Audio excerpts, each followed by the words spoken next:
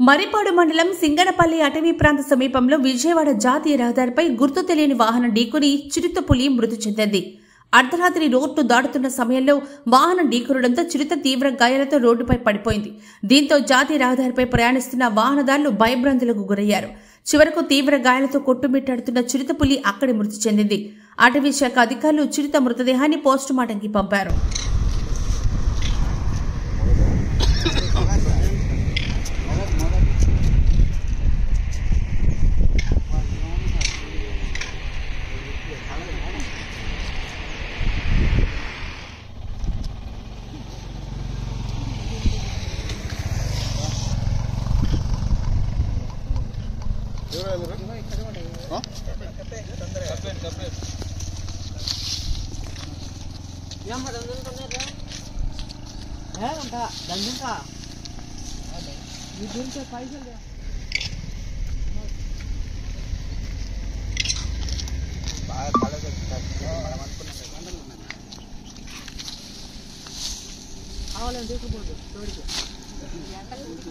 మనం